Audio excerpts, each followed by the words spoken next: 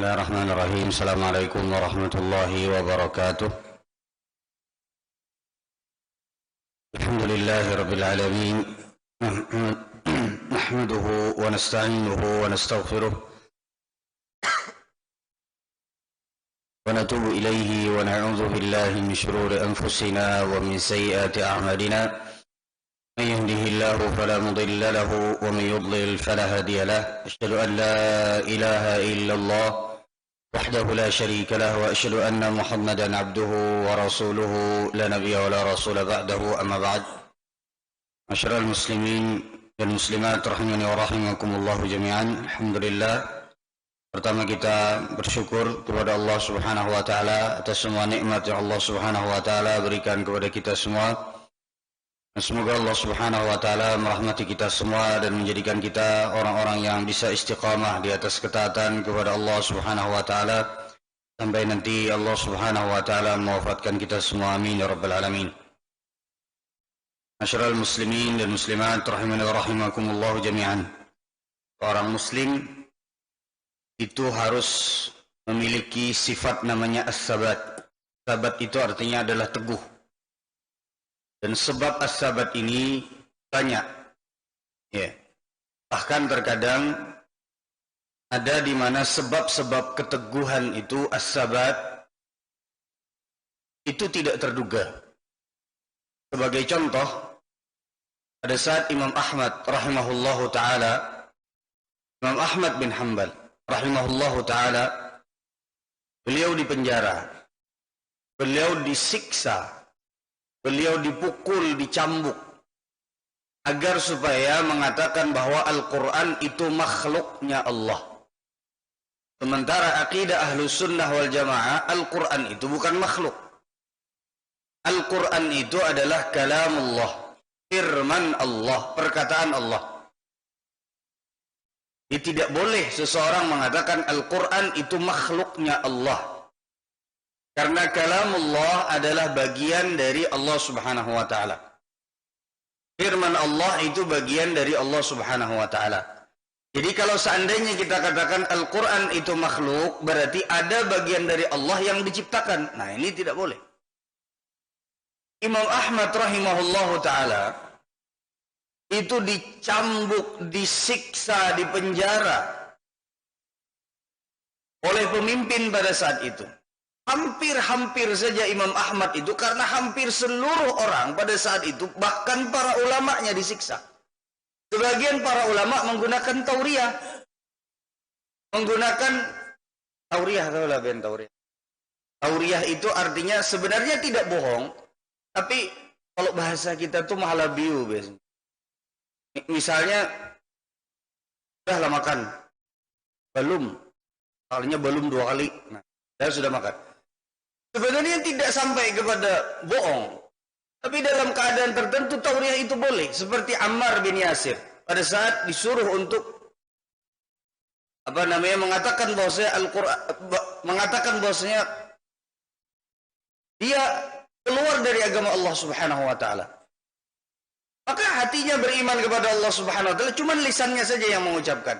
Sebagian para ulama di zaman Imam Ahmad itu saking disiksanya tidak tahan terhadap siksaan itu. Tentu saja kalaupun kita disiksa pada saat itu sebagaimana para ulama disiksa pada saat, enggak akan kuat kita, Pak. Sampai sebagian dari mereka mengatakan Al-Quran itu makhluk, dipaksa untuk mengatakan Al-Quran itu makhluk. Maka mereka mengatakan ini, pada saat ditunjuk Al-Quran ini makhluk, maksudnya adalah jarinya makhluk. Saking sebegitunya itu disebut dengan Taurat. Imam Ahmad pada saat itu hampir saja tergoyah. Ahmad itu kuat sekali, Pak. Namun subhanallah, disiksa, kemudian setelah itu para ulama itu sudah sulit untuk bertahan dengan siksaan pemimpin pada saat itu. Nah, ini yang disebut dengan as-sabat. Imam Ahmad tuh punya namanya sifat sabat, Pak. Dalam agama Allah Subhanahu wa taala, dalam membela kebenaran itu punya sifat sabat. Tapi tahu nggak kita dari mana di antara sebab Imam Ahmad itu kuat? Bahkan pada saat sudah hampir Imam Ahmad rahimahullahu ta'ala hampir menyerah, dalam sebagian riwayat hampir menyerah. Tahu nggak kita bahwa Imam Ahmad itu mendapatkan kekuatan as-sabat itu dari sesuatu yang tidak pernah beliau kira.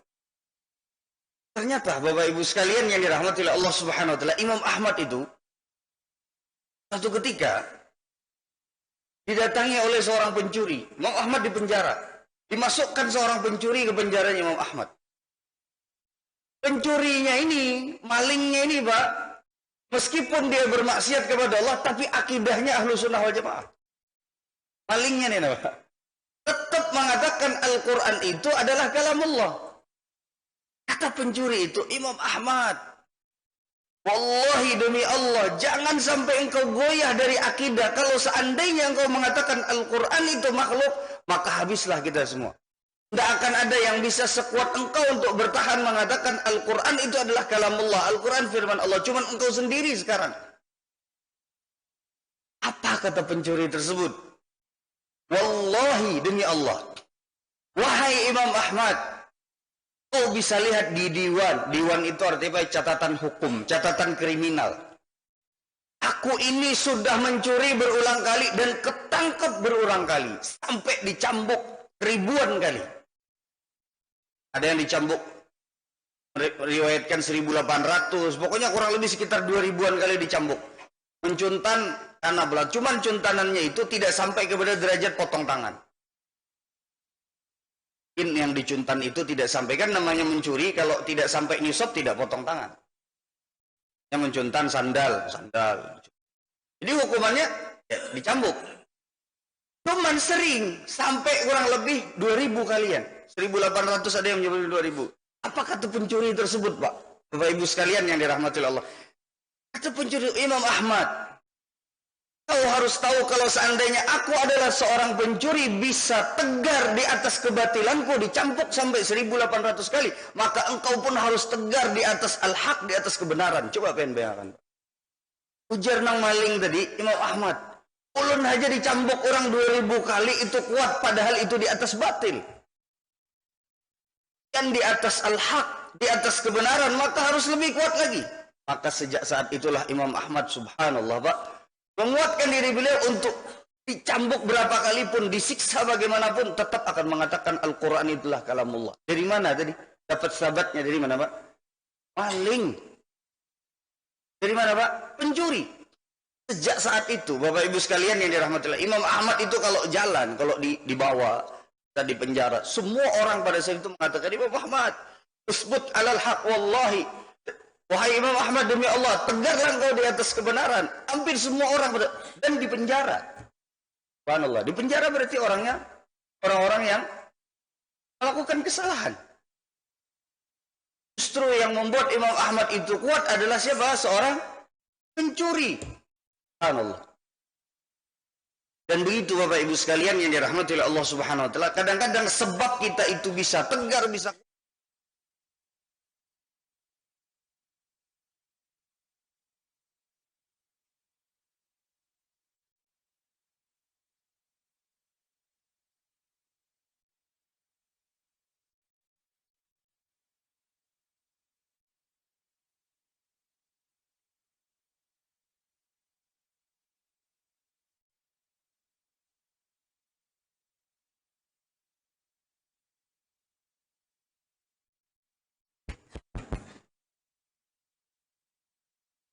bagaimana tadi Pak?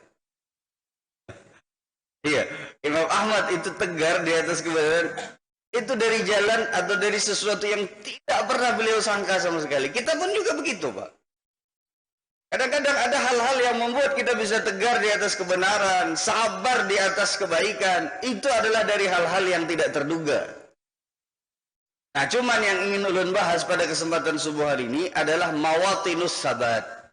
Ada satu kutip kecil, ulun akan sebutkan ringkasannya pada subuh kali ini, adalah tempat di mana kira-kira kemungkinan besar kita tuh akan sulit untuk tegar. Sehingga di situ, pada sampai kita pada titik tersebut, harusnya kita lebih tahu bahwa kita harusnya lebih tegar.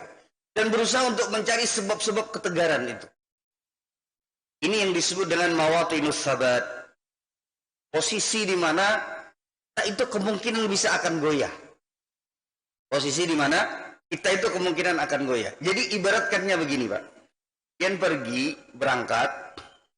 Pada saat pian itu mau pergi dan jalannya itu banyak yang rusak, Maka di antara sebab pian itu bisa selamat adalah cari tahu dulu.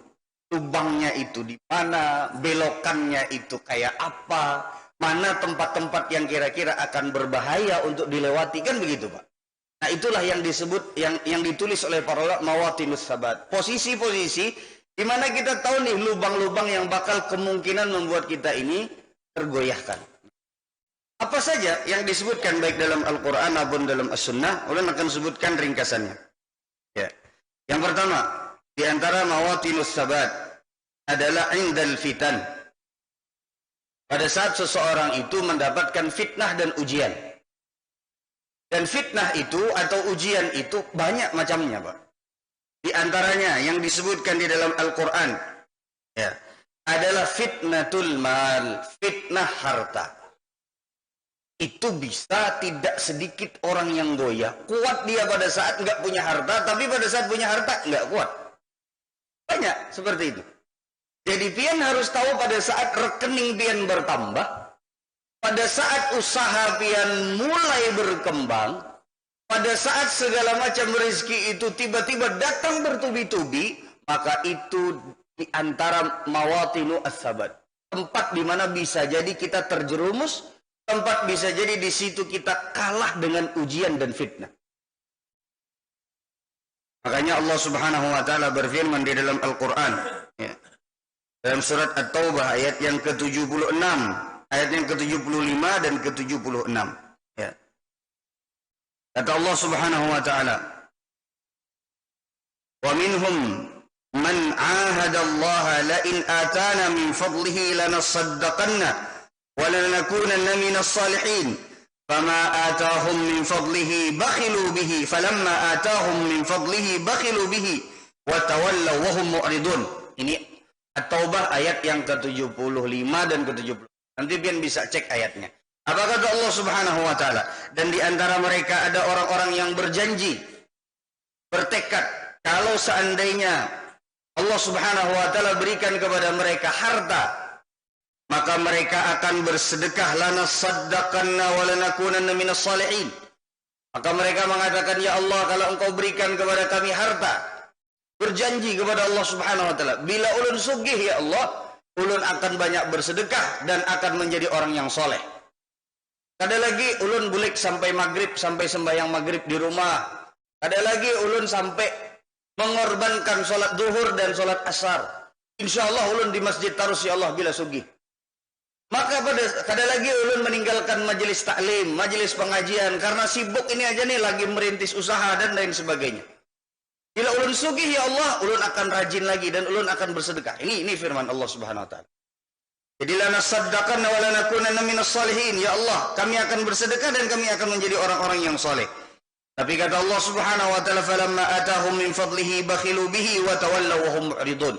Tapi pada saat sudah diberikan oleh Allah Subhanahu wa taala apa yang mereka inginkan, kemudian mereka berpaling dari apa yang telah mereka janjikan. Bakhilu bihi. Mereka pun juga bakhil. Yang asalnya tadi hendak berinfak, bersedekah banyak, tapi karena fitnahnya harta, tapi karena dia tidak tegar di atas ujian harta, akhirnya bukan justru tambah dermawan, tapi justru tambah bakhil. Kenapa? Ya karena orang pada saat dia berusaha, pada saat dia bekerja keras, dia sedikit banyaknya akan merasakan bahwasanya ini lapah dah aku mencari ini. Sayang kalau seandainya diinfakkan dan disedekahkan. Itu tidak sedikit Pak orang yang seperti Jadi itu yang pertama. Jadi diantara fitnah, jadi kan yang pertama posisi-posisi di mana kita harus tegar di atas kebenaran, di atas kebaikan, itu adalah pada saat fitnah. Dan tadi kita sudah sebutkan fitnah itu berbagai macam gambarannya. Di antara yang disebutkan dalam Al-Quran adalah fitnah harta. Yang kedua adalah fitnatul jah, fitnah kekuasaan. Fitnah seseorang itu dihormati oleh orang. Orang itu dihormati oleh orang itu dengan berbagai macam sebab, Pak. Bisa karena dia itu memang orang kaya, bisa karena dia itu memang orang yang punya jabatan, bisa karena dia itu adalah seorang yang berilmu, bisa jadi. Jadi jangan sampai pada saat pian memiliki ilmu, pada saat kita memiliki ilmu justru malah misalnya kita ini sombong. Justru malah kita ini terfitnah dengan apa yang kita miliki. Nah, ini berdasarkan firman Allah Subhanahu wa taala. Wasbir nafsaka ma'al ladzina yad'una rabbahum bil ghadati wal 'ashyi yuriduna wajha. Jadi ini dalam surat Al-Kahfi ayat yang ke-28. Allah Subhanahu wa taala berfirman, dan sabarlah engkau. Maksudnya di sini adalah kepada Nabi Muhammad sallallahu alaihi wasallam. Sabarlah engkau ma'al ladzina yad'una rabbahum bil ghadati wal 'ashyi. Bersama orang-orang yang beribadah kepada Allah Subhanahu wa taala baik pada pagi, petang ataupun sore. Pagi ataupun petang. Suruh oleh Allah Subhanahu wa taala bersabar. Jadi sebab turunnya ayat ini, Pak, orang-orang musyrikin itu bilang kepada Nabi Muhammad SAW. Wahai Muhammad, jadi pemuka-pemuka musyrikin Quraisy itu mereka mengatakan kepada Nabi Muhammad SAW, wahai Muhammad, maukah engkau kami beriman kepada engkau? Tentu saja Nabi SAW senang kalau pemuka-pemuka kaum kafir Quraisy itu beriman kepada Nabi Muhammad SAW. Karena memang itu diantara tujuan dakwahnya Nabi Muhammad untuk supaya orang itu masuk ke dalam agama Allah. Tapi mereka mensyaratkan satu syarat. Di antara yang mereka sebutkan adalah kami tidak mau satu seakan-akan wah ini itu baik, satu circle, satu komunitas atau satu tempat, satu wadah dengan orang-orang fakir dan miskin. Sementara pengikutmu wahai Muhammad kebanyakannya adalah orang-orang fakir dan miskin. Jadi biarkan mereka itu keluar dari agama Allah, singkirkan mereka, baru kami mau masuk Islam. Dari mana para ulama mengambil kesimpulan ini? Ya di sini fitnah harta, fitnah kehormatan itu bisa membuat seseorang itu jauh dari kebenaran. Coba bayangkan Pak, sebab mereka tidak mau beriman itu adalah karena yang banyak bersama Nabi Muhammad adalah orang-orang lemah. Hingga kata mereka, kami ini orang-orang terhormat, tidak mau satu tempat, satu wadah, satu komunitas dengan mereka orang-orang fakir dan miskin. Jadi kehormatan mereka membuat mereka justru tidak beriman kepada Allah Subhanahu wa taala dan kepada Nabi Muhammad sallallahu alaihi wasallam. Maka Allah katakan, "Wasbir nafsaka ma'al ladzina yad'una rabbahum bil ghadati wal 'ashyi yuriduna wajha." Kata Allah Subhanahu wa taala, Muhammad, sabarlah engkau dengan orang-orang yang selalu beribadah kepada Allah Subhanahu wa taala pada pagi dan petang hari. Maksudnya adalah orang-orang yang lemah, orang-orang yang fakir, orang yang sabar engkau dengan mereka. Jangan turuti orang-orang musyrikin Quraisy yang meminta untuk menyingkirkan orang-orang fakir dan miskin. Kenapa sampai orang-orang Quraisy nggak mau beriman? Karena rasa mereka ingin dihormati, tidak mau bergabung dengan orang-orang yang lemah dan orang-orang yang miskin. Ini dua. Jadi fitnah, baik, fitnah ujian. Mungkin kita itu bisa tidak lolos. Itu adalah pada saat kita justru dihormati dan disanjung oleh orang. Bahaya, baik. Bahaya sekali. Ini disebut dengan fitnatul jah. Yang ketiga, ya, di antara yang bisa masuk ke dalam al-fitnah yang mengharuskan kita untuk as-sabat, kita harus tegar. Di antaranya adalah fitnatuz zaujati, fitnah istri atau fitnah pasangan, ujian pasangan. Itu berat, Pak. Karena pian hidup bersama seseorang yang pian akan terus ketemu, baik suami ataupun istri. Kapan pian bulik ke rumah, bertamu lawan bini. Kapan bini itu lakinya bulik ke rumah, bertamu lawan laki. Pada saat dia tidak bisa tegar dalam menghadapi fitnah, baik itu fitnah istri ataupun fitnah suami, karena masing-masing itu berpotensi untuk saling menarik kepada keburukan. Sangat berpotensi sekali, Pak. Ada orang-orang yang soleh, yang rajin ke masjid, pengajian, sholat berjamaah. Setelah menikah dengan seorang wanita yang tidak tepat, akhirnya jadi futur, jadi malas, jadi tidak ke masjid lagi. Ada seorang wanita yang dia adalah seorang wanita yang solehah, tapi dia berada di tangan seorang laki-laki yang tidak tepat. Akhirnya nggak sholat malam lagi, akhirnya nggak puasa sunnah lagi. Fitnah pasangan itu luar biasa besar, Pak. Hanya jangan sampai salah memilih istri atau memilih suami, karena pian 24 jam kalawasan hidup lawan wanita atau laki-laki tersebut. Nah, di sini Allah Subhanahu wa taala sebutkan di dalam Al-Qur'an, "Inna min azwajikum wa auladikum aduwwun lakum fahdharuhum." Ini dalam surat At-Taghabun ayat yang ke-14. Sesungguhnya di antara istri-istri kalian, wa auladikum, dan juga anak-anak kalian. aduwwul lakum, itu ternyata adalah musuh dalam selimutnya kalian. Fahdharuhum, maka berhati-hatilah terhadap mereka. Maksudnya musuh dalam selimut itu apa? Bisa membuat seseorang itu terjerumus dalam keburukan. Tidak jarang pada saat misalnya seorang suami, dia sudah berusaha untuk mencari nafkah dari yang halal. Tapi istri tuntutannya banyak sekali. Macam-macam tuntutannya. Hendak rumah, hendak mobil, hendak emas, dan lain-lain. Akhirnya suaminya nggak tahan. Akhirnya misalnya membuat dia melakukan sesuatu yang diharamkan oleh Allah. Menipukah? Atau misalnya korupsi kah? Disebabkan karena tuntutan di rumah tangga. Itu adalah termasuk di antara sebab-sebab fitnah. Baik. Kemudian Bapak Ibu sekalian yang dirahmati oleh Allah Subhanahu wa taala, ya. Di antara fitnah yang bisa membuat kita ini tidak kuat, Pak, adalah fitnatu at-tughyani wadh-dhulmi. Fitnah kita sedang berhadapan dengan orang-orang yang jahat dan orang-orang yang zalim. Fitnah luar biasa. Jadi pada saat kita berhadapan dengan orang-orang yang zalim, orang-orang yang jahat, itu termasuk di antara fitnah. Nabi sallallahu alaihi wasallam menyebutkan, laqad kana min qablikum yu'khadhu ar-rajulu fayuhfaru lahu fil ardi. Ini hadisnya sahih diriwayat al-Imam Al-Bukhari. Kata Nabi sallallahu alaihi wasallam, ada di antara orang-orang sebelum kalian, yu'khadhu ar-rajuli, diambil, ditanam seseorang itu di dalam tanah. Jadi setengah badannya ditaruh di dalam tanah. Jadi kada kau bergerak. Jadi bagian kakinya atau sampai pinggulnya itu dikubur. Kemudian kata Nabi sallallahu alaihi wasallam, fayuj'alu fiha fija'un bil minsyari fayudha'u ala ra'sihi fayuj'alu nisfani. Kemudian di atas kepalanya ditaruh gergaji besi, kemudian dibelah sampai bagian perut. Belah. Subhanallah, Pak. Kemudian di hadis ini juga disebutkan oleh Nabi SAW, sebagian dari mereka diperlakukan seperti itu, diambil dengan sisir besi. Di besi tajam seperti pisau, ditarik kulitnya sampai terkelupas kulitnya. Ini disebutkan dalam Sahih Al-Bukhari.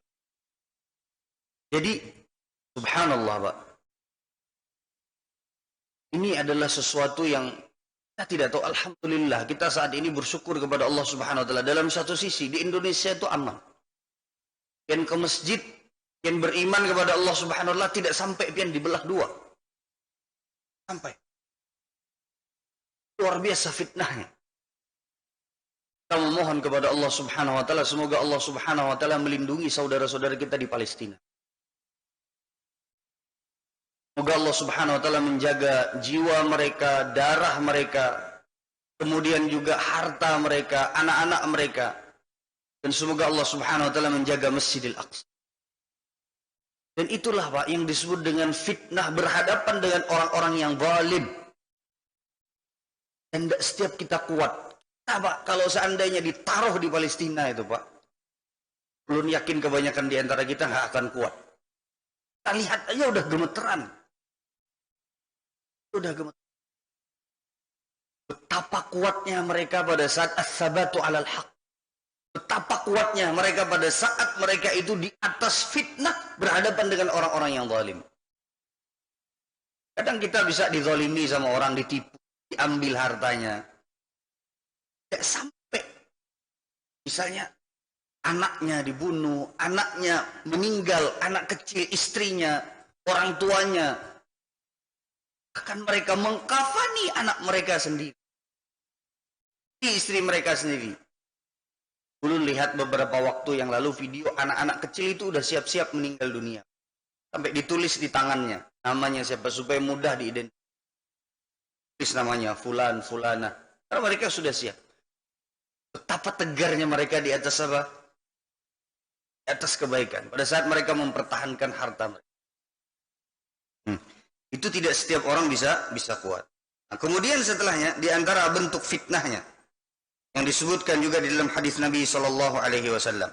Ya. Itu di antara bentuk tadi atau di antara pembagian terkait dengan fitnah.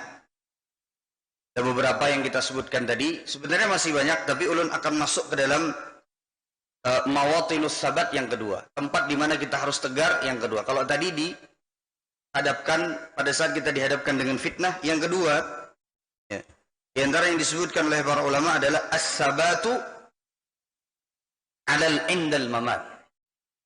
Harus tegar pada saat kita ini sakaratul maut. Para ulama itu sampai menulis seperti itu karena memang sakaratul maut pada saat sebelum kita meninggal dunia itu berat untuk kita bisa bertahan. Makanya pada saat seseorang itu, kenapa fungsinya kita sebutkan ini? Pada saat seseorang mendapati sakaratul maut, dia tahu bahwa di situ dia harus lebih mengumpulkan keimanannya, menguatkan keimanannya, agar supaya jangan sampai salah dia di akhir dan di penghujung kehidupannya. Imam Ahmad rahimahullahu ta'ala, pada saat beliau sakit,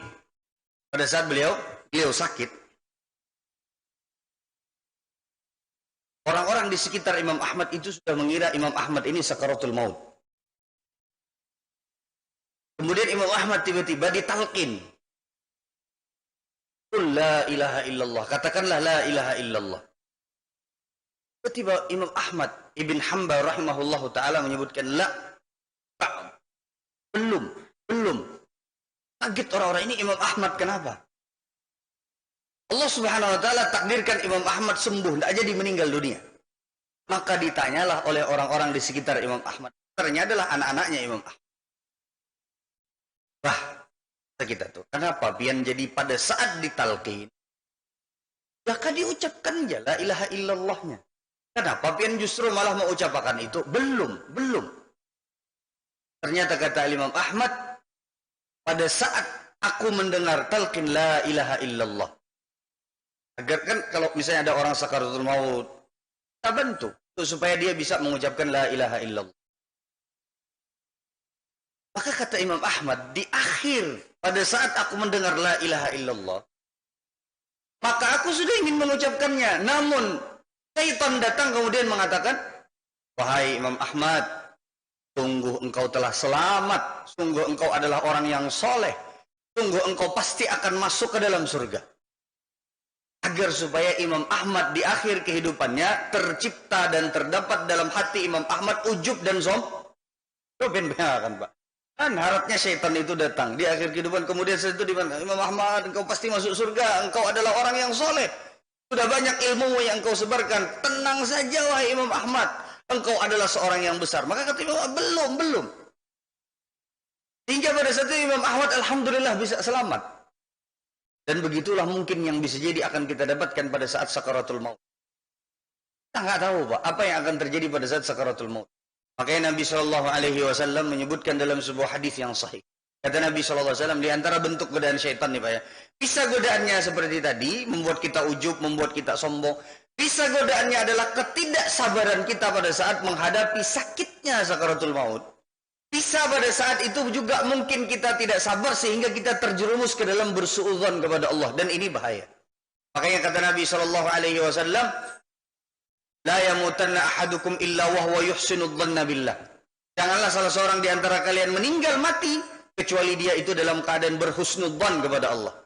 Jadi mati itu Pak, kita saat sakaratul maut itu banyak-banyak berhusnudzon kepada Allah. Ya Allah, ampuni ulun ya Allah, engkau maha pengampun, Allah diampuni oleh Allah subhanahu. Dan begitu Pak. Makanya Nabi SAW mengatakan, jangan kalian meninggal dunia kecuali kalian dalam keadaan berhusnudzon kepada Allah subhanahu. Baik. Belum rasa cukup sampai di sini. Baru 2 ini Pak. Insyaallah nanti kapan-kapan akan kita lanjutkan. Tapi ini sudah cukup. Kita tutup dengan doa kafaratul majlis. Subhanakallahumma wa bihamdika asyhadu an la ilaha illa anta astaghfiruka wa atubu ilaik. Assalamualaikum warahmatullahi wabarakatuh.